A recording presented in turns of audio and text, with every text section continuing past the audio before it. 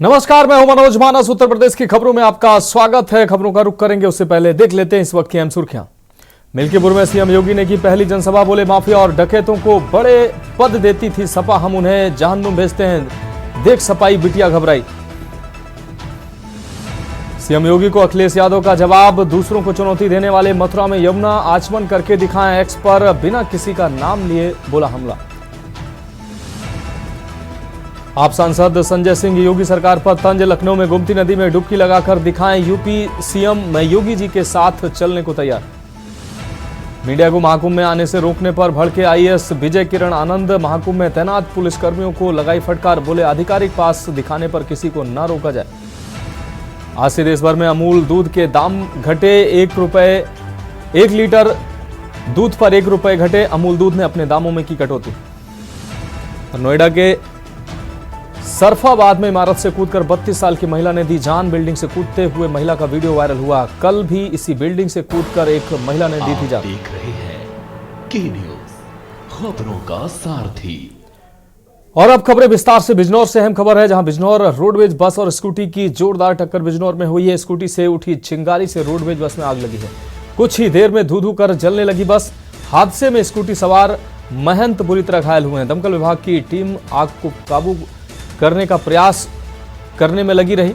नूरपुर थाना क्षेत्र के मुरादाबाद रोड का यह पूरा मामला है।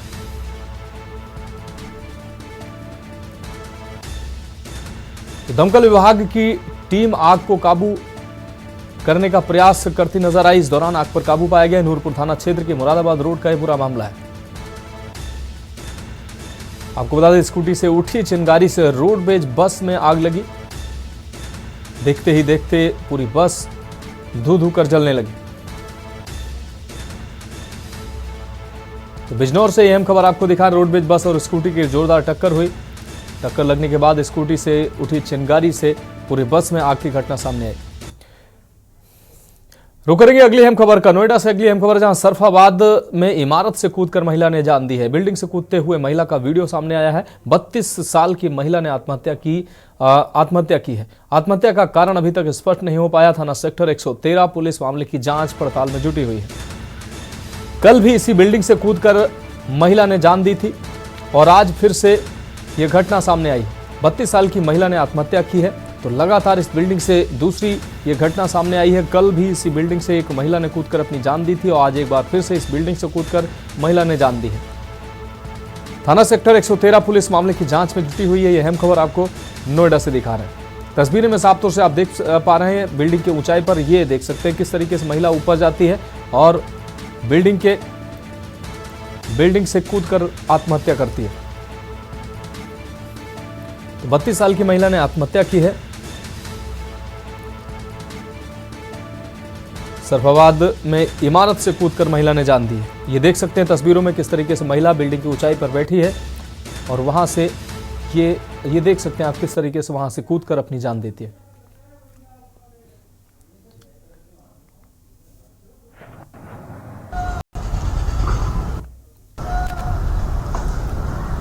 देख सकते हैं ये वो महिला है। ये तस्वीर है। कूद गिरा तो कूद गिर।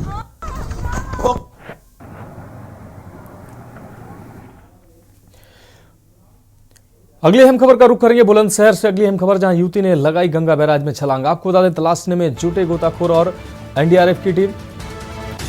एसडीएम डिवाई और थाना नरोरा पुलिस मौके पर मौजूद रही।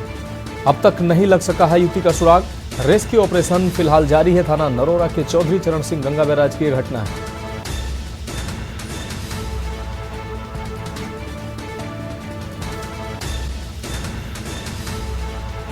थाना नरोरा के चौधरी चरण सिंह गंगा बैराज की ये पूरी घटना बताई जा रही है। इस वक्त की अहम खबर आपको दिखा रहे हैं।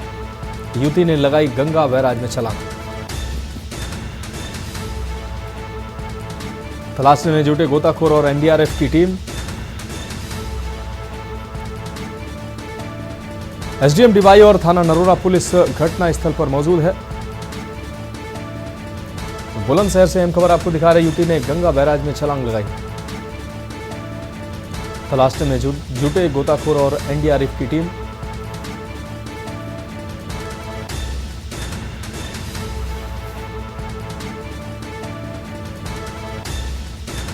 अब तक नहीं लग सका युवती का सुराग, रेस्क्यू ऑपरेशन फिलहाल जारी है।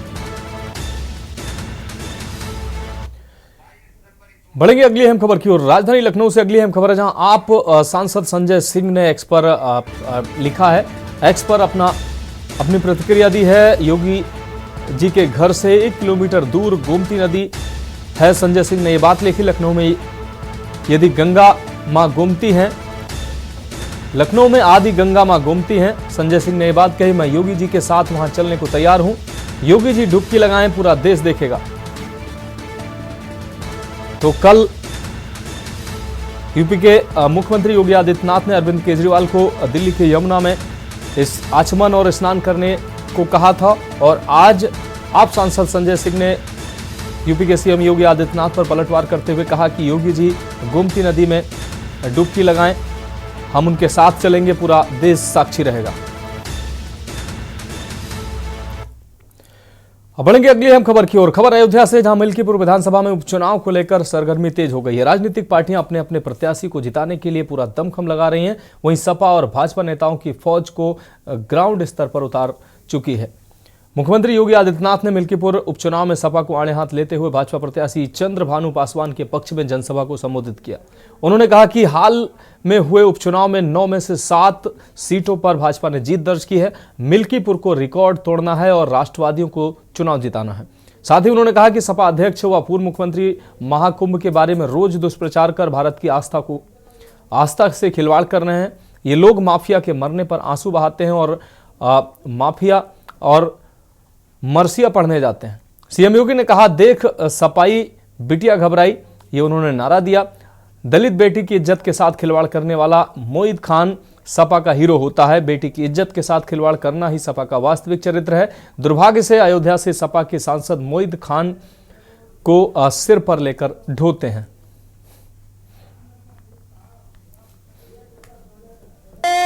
यहां के विकास को बाधित किया है, जो लगातार ऐसी घटनाओं को अंजाम देते रहे हैं, उन लोगों को कभी भी आगे नहीं बढ़ने देना है। ये मोइन खान को सिर आंखों पर बिठाने वाले लोग बिटिया की सुरक्षा के लिए खतरा है। ये भदरसा का चेयरमैन दलितों की जमीनों पर कब्जा किए बैठे थे। जबरदस्ती, ये कहा गया कि भाई जबरदस्ती यहां नहीं चलता है। यहां तो गरीब के बारे में सुनवाई होगी, गरीब के प्रति संवेदना होगी, किसी माफिया और किसी अपराधी के प्रति नहीं। और इसलिए बहनों और भाइयों, मेरी आप सबसे विनम्र अपील है, 5 फरवरी को चुनाव होना है। मिल्कीपुर का संदेश बहुत दूर तक जाएगा। यहां के विकास को बाधित किया है, जो लगातार ऐसी घटनाओं को अंजाम देते रहे हैं, उन लोगों को कभी भी आगे नहीं बढ़ने देना है। ये मोइन खान को सिर आंखों पर बिठाने वाले लोग बिटिया की सुरक्षा के लिए खतरा है। ये भदरसा का चेयरमैन दलितों की जमीनों पर कब्जा किए बैठे थे। जबरदस्ती, ये कहा गया कि भाई जबरदस्ती यहां नहीं चलता है। यहां तो गरीब के बारे में सुनवाई होगी, गरीब के प्रति संवेदना होगी, किसी माफिया और किसी अपराधी के प्रति नहीं। और इसलिए बहनों और भाइयों, मेरी आप सबसे विनम्र अपील है, 5 फरवरी को चुनाव होना है। मिल्कीपुर का संदेश बहुत दूर तक जाएगा। बढ़ेंगे अगली हम खबर की ओर। खबर कन्नौज से, जहां यूपी सरकार के डिप्टी सीएम केशव प्रसाद मौर्य कन्नौज पहुंचे। यहां पर पीएसएम डिग्री कॉलेज में आयोजित संविधान गौरव अभियान में उन्होंने शिरकत की। कार्यक्रम में कानपुर बुंदेलखंड क्षेत्र के 16 जिलों के जन प्रतिनिधि कार्यक्रम में मौजूद रहे। कार्यक्रम को संबोधित करते हुए डिप्टी सीएम केशव प्रसाद मौर्य ने कांग्रेस पर निशाना साधा। उन्होंने कहा कि कांग्रेस ने बाबा साहब के साथ जो अन्याय अपमान किया है उसे उजागर करेंगे। कांग्रेस सपा दोनों एक समान है। सपा ने भी मेडिकल कॉलेज से बाबा साहब का नाम हटाकर उनका अपमान किया है। अयोध्या में मिल्कीपुर उपचुनाव में पीडीए के प्रत्याशी की जमानत जब्त हो जाएगी। पत्रकारों से बात करते हुए अखिलेश यादव के सवाल पर उन्होंने कहा कि उनका पीडीए फर्जी है। उनके पीडीए का मतलब परिवार डेवलपमेंट एजेंसी है, जिसमें गुंडों, अपराधियों, माफियाओं को संरक्षण मिलता है। इसलिए चुनाव में जनता ने उन्हें नकार दिया है। वहीं यमुना पर दिए बयान पर कहा कि केजरीवाल ने यमुना जी को गंदा किया है। आगामी 8 फरवरी को हम लोग नहाएंगे और वहां का पानी भी पिएंगे। अब की दिल्ली में भाजपा की सरकार ही आएगी। सरकार बनने के बाद भाजपा यमुना साफ करेगी। महाकुंभ को लेकर अखिलेश यादव के तंज पर उन्होंने कहा कि वो भी आए, उनका स्वागत है। डुबकी पर आस्था को लेकर सवाल उठाएंगे तो बर्दाश्त नहीं होगी।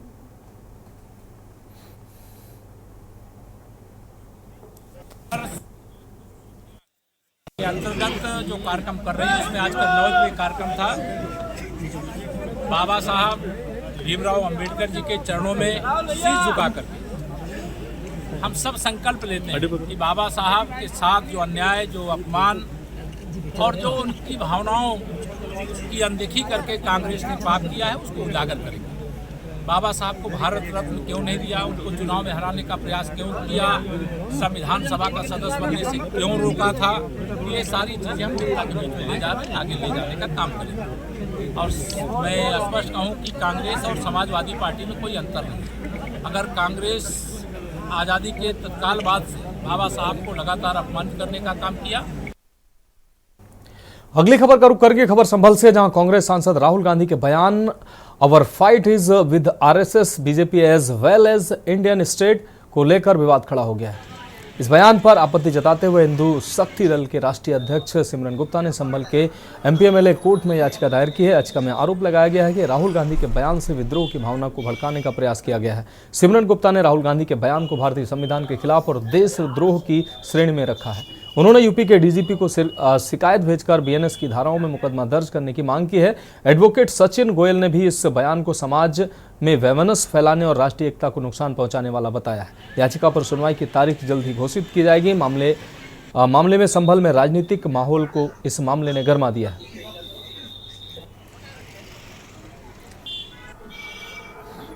तो फिलहाल खबरों में वक्त एक ब्रेक का, जल्द हाजिर होंगे। आप देख रहे हैं के न्यूज, खबरों का सारथी।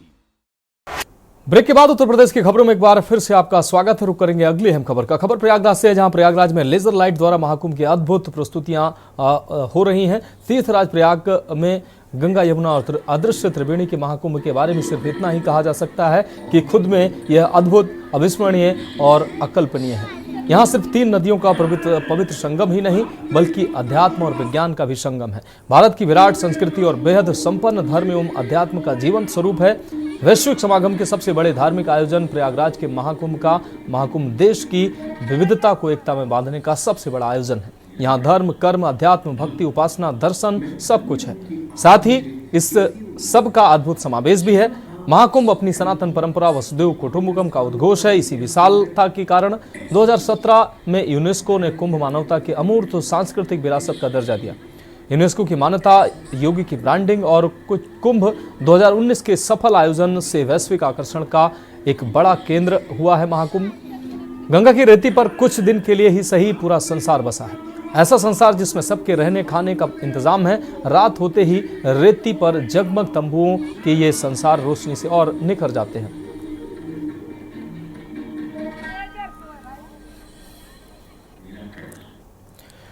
बढ़ेंगे अगली अहम खबर की ओर। खबर राजधानी लखनऊ से है, जहां गणतंत्र दिवस पर सीएमएस स्कूल द्वारा झांकी निकाली जाएगी। सीएमएस की यह झांकी 4 भागों में बनाई गई है।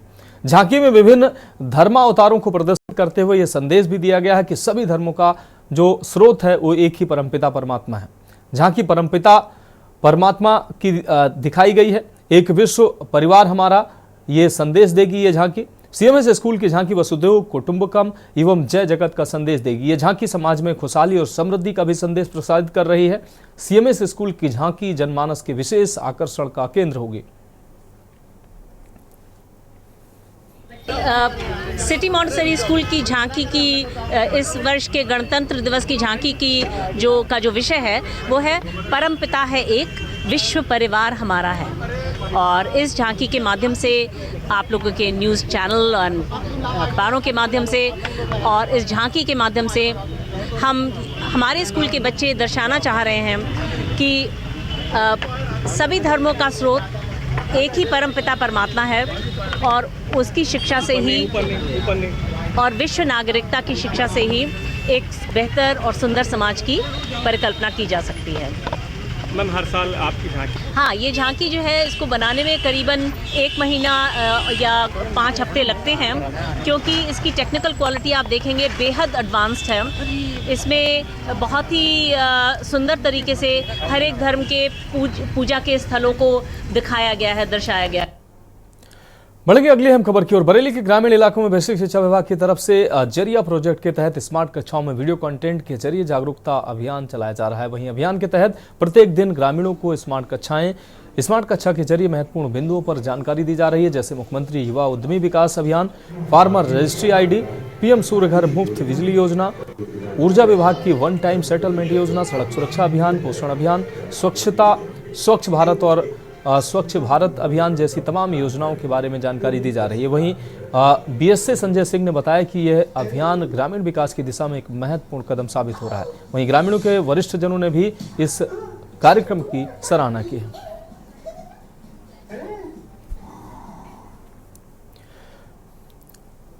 अगली अहम खबर जनपद कानपुर से है, जहां इंडियन मेडिकल एसोसिएशन की कानपुर शाखा ने आज temple of service seminar hall IMA parade Kanpur में एक प्रेस कॉन्फ्रेंस आयोजित की। ये प्रेस कॉन्फ्रेंस आयोजित कर 2023-24 में मिली ऐतिहासिक उपलब्धियों की घोषणा की। इस कार्यक्रम में अध्यक्ष डॉक्टर नंदिनी रस्तोगी, सचिव डॉक्टर विकास मिश्रा, उपाध्यक्ष डॉक्टर कुणाल सहाय, सहायक निदेशक डॉक्टर विकास शुक्ला, प्रशिक्षक डॉक्टर सुनीत गुप्ता और डॉक्टर प्रदीप टंडन ने अपने विचार साझा किए हैं। डॉक्टर नंदिनी रस्तोगी को वेस्ट IMA प्रेसिडेंट का अवार्ड मिला है, राष्ट्रीय पुरस्कार मिला है। डॉक्टर नंदिनी रस्तोगी को IMA हेडक्वार्टर द्वारा best president of a local branch का राष्ट्रीय पुरस्कार प्रदान किया गया है। ये सम्मान उनकी कर्मठता, समाज सेवा और डॉक्टर्स के हित में किए गए उत्कृष्ट कार्यों के लिए दिया गया है। IMA कानपुर द्वारा 2023-24 में जन जागरूकता कार्यक्रम, निःशुल्क मेडिकल कैंप्स, CPR वर्कशॉप, वैज्ञानिक संगोष्ठियां, खेलकूद और सांस्कृतिक गतिविधियों जैसे कई उल्लेखनीय कार्य किए गए। ACGP कार्यक्रम को राष्ट्रीय स्तर पर सराहना। कानपुर शाखा के प्रमुख वैज्ञानिक कार्यक्रम, आपको बता दें ACGP 2024 को राष्ट्रीय स्तर पर प्रशंसा मिली है। देखिए, Indian medical association Kanpur branch लगभग 2500 डॉक्टरों, रजिस्टर्ड मेडिकल प्रैक्टिशनर्स की one of the largest branch India में है। अगर आप बात करें पूरे इंडियन मेडिकल एसोसिएशन की, तो लगभग 4 लाख रजिस्टर्ड मेंबर हैं, 1800 ब्रांचेस हैं। वर्ष 2023-24 में इंडियन मेडिकल एसोसिएशन कानपुर को समाज के प्रति डॉक्टर्स ने जो कार्य किया है, इवन डॉक्टर्स के प्रति जो कार्य किया है, उसके लिए उत्कृष्ट कार्य करने के लिए 3 अवार्ड्स दिए गए हैं। अगर आप नंबर 1 की बात करें तो बेस्ट प्रेसिडेंट अवार्ड, यानी लोकल ब्रांच का बेस्ट प्रेसिडेंट डॉक्टर नन्नी रस्तोगी को सारी ब्रांचेस, इंडिया की सारी ब्रांचेस में डॉक्टर नन्नी रस्तोगी को सबसे टॉप पे दिया गया है। प्रभु की असीम कृपा से आज हम सब यहाँ सभागार में IMA के एकत्रित हुए हैं। बड़ा हर्ष का विषय है कि आज हमारी कानपुर IMA को बेस्ट प्रेसिडेंट का अवार्ड नेशनल लेवल पे किया। शायद आप लोगों को ना मालूम हो कि भारतवर्ष में IMA की 1800 ब्रांचेस हैं, जिसमें 4 लाख से ज़्यादा IMA के डॉक्टर सदस्य हैं। उन सब ब्रांचेस में कानपुर IMA को बेस्ट प्रेसिडेंट का अवार्ड मिलना मेरे लिए और हमारी टीम के हर सदस्य के लिए, हमारी IMA के हर मेंबर के लिए बहुत गर्व की बात है। रुक रहेंगे अगली अहम खबर का। सहारनपुर की नगर पंचायत बेहड की सभासद आयशा उर्फ विजय लक्ष्मी द्वारा कस्बे में कई स्थानों पर लगवाए गए गणतंत्र दिवस की शुभकामनाओं के फ्लैक्स बोर्ड को लेकर विवाद लगातार बढ़ता जा रहा है। मामले को लेकर बजरंग दल के प्रमुख हरीश कौशिक की अगुवाई में दर्जनों कार्यकर्ताओं ने बेहड तहसील मुख्यालय पर जोरदार नारेबाजी करते हुए प्रदर्शन किया। इसके बाद कार्यकर्ताओं ने SDM बेहड मानवेंद्र सिंह को एक ज्ञापन सौंपा है, जिसमें कहा गया कि बेहड कस्बे के रहने वाले टीपू ने एक हिंदू लड़की से शादी करके उसका धर्मांतरण कराया था। साथ ही कहा कि 2017 से 2024 तक निर्वाचन सूची में आयशा पत्नी टीपू का नाम चला आ रहा है, लेकिन नगर पंचायत चुनाव से पहले कागजों में नाम परिवर्तन कर नगर पंचायत बेहड से सभासद का चुनाव लड़ा और शुल्क जमा कराए बिना ही आयशा उर्फ विजय लक्ष्मी के नाम से फ्लैक्स बोर्ड लगाए गए हैं, जिससे भविष्य में लव जिहाद की घटनाएं बढ़ने की संभावना है। चेतावनी दी गई कि यदि मामले की गंभीरता पूर्वक जांच कर कार्रवाई नहीं की गई तो तो आंदोलन का रास्ता अपनाया जाएगा।